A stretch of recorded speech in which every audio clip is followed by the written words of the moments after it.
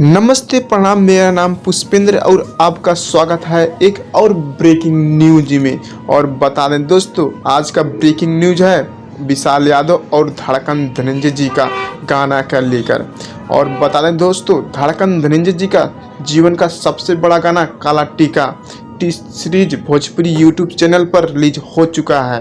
और बता दें दोस्तों, उसका व्यू 9 लाख से ऊपर गया है। और बता दें दोस्तों, बहुत बवाल लेवल का काला टीका गाना है। जो भाई लोग नहीं सुने हैं, जाके जल्दी से सुन के 1 मिलियन प्लस कर दो। और बता दें दोस्तों, इस वीडियो को इतना ज़्यादा शेयर करिए कि धड़कन धनंजय जी का जितना भी फैन है उनके पास पहुंच जाए जल्द से जल्द। और बता दें दोस्तों, विशाल यादव जी का सॉन्ग का टाइटल है फरवरी में सवारी।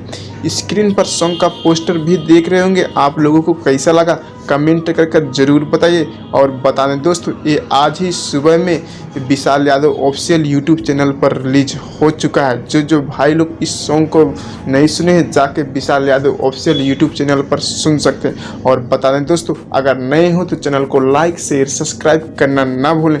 और बता दें दोस्तों, इस वीडियो को इतना ज़्यादा शेयर करिए कि धड़कन धनंजय और विशाल यादव जी का जितना भी फैन है उनके पास जल्द से जल्द पहुंच जाए। धन्यवाद।